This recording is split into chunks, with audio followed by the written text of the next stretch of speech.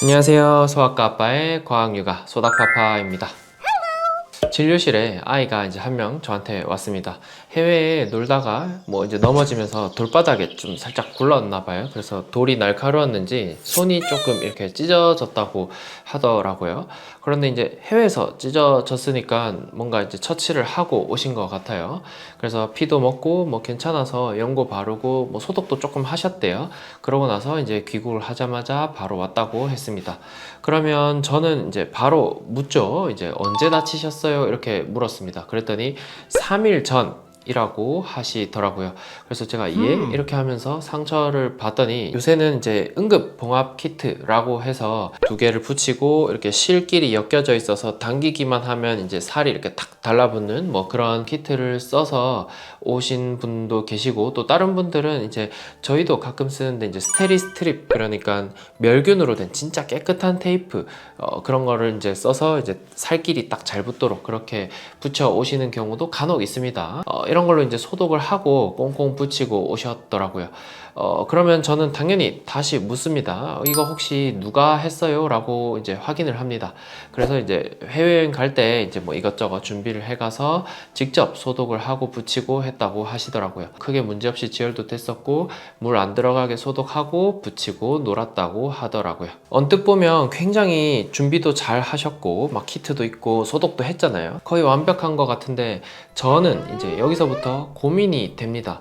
자, 왜 고민이 되느냐 하면 3일이면 이미 피부가 꽤 붓기 시작을 했어요. 이미 위에 딱지는 다 졌고 안쪽도 제가 살짝 벌렸는데 거의 안 벌어지고 이미 어느 정도 엉겨 붙었더라고요. 그래서 제가 안을 볼 수가 없습니다.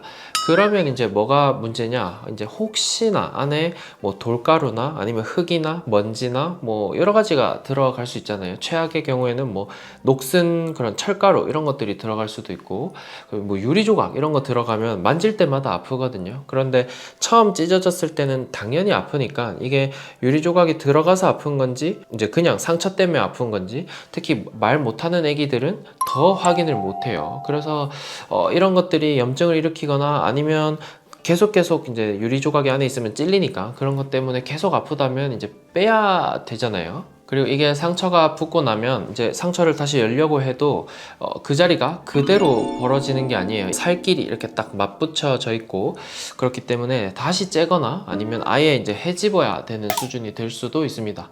그리고 여러분들이 헹궜다고 해도 저희가 하는 것처럼 멸균 증류수로 하진 않았을 거잖아요. 그리고 수돗물로라도 깨끗이 헹궜어도 저희가 소독하고 헹구면서 안에 보는 거랑 여러분들이 열심히 헹구는 거랑은 또 느낌이 달라요. 그래서 저희가 이제 상처 소독을 하거나 헹군다고 하면 이제 주사기에 물을 채워가지고 이제 이렇게 완전 물을 쏘면서, 그러니까 조금 압을 가하면서 안쪽 사이사이에 혹시 이제 이물질이 있는지 확인을 하게 됩니다. 피가 날 거 아니에요. 그 피에 가려서 이제 그냥 흐르는 물에 씻는 거랑은 사실 많이 다릅니다, 느낌이. 그래서 이제 이물 확인이 안 된다는 치명적인 단점이 있습니다.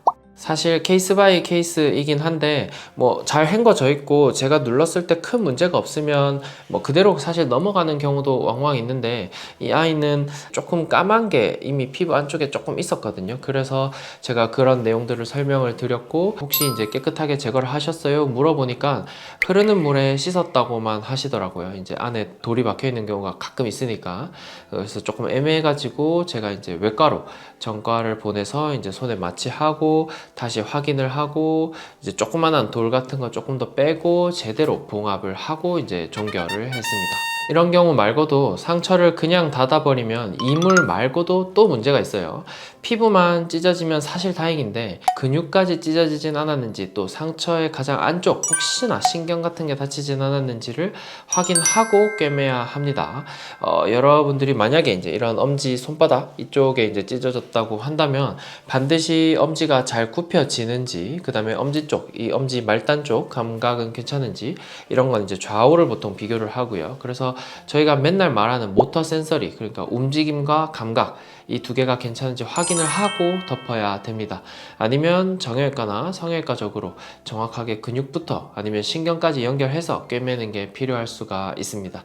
그래서 이런 건 이제 흔하지는 않고 이제 유리에 베인 경우, 또는 뭐 날카로운 모서리에 찢어진 경우에 가끔 있습니다. 특히 이제 제가 본 경우는 이제 눈썹 이런 곳에 이제 탁 찢어진 경우에 여기는 피부가 굉장히 얇고 그다음 바로 위에 이마뼈도 있기 때문에 조금만 찢어지면 사실상 바로 근육이거든요. 그래서 그런 경우에는 근육 확인을 꼭 해야 됩니다. 그래서 이제 저런 응급 키트들이 조기에 지혈하거나 또 조기에 상처 봉합하는데 사실 굉장히 유용해서 저도 이제 해외를 간다면 사실 챙겨갈 것 같기는 해요. 요즘은 워낙 이런 것들이 잘 나와 있으니까요.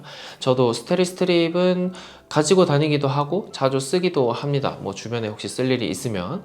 근데 이제 응급 키트는 말 그대로 응급 키트이다. 그러니까 저걸로 그대로 닫아버리면 재수술 각이 나올 수가 있다. 이거를 꼭 명심을 하셔야 됩니다. 그래서 지혈을 하고 빠른 시일 내에 사실상 그날 아니면 늦어도 다음 날에는 의사에게 진찰을 받고 소독하고 모터 센서리, 뭐 움직이는지 감각 이런 거 다 확인을 하고 정확하게 꿰매야 합니다. 요즘은 이제 제품들이 워낙 잘 만들어지니까 저런 걸로도 잘 닫혀요. 그러다 보니까 이제 그냥 두는 경우가 많은데 꼭 확인을 하시는 게 좋습니다.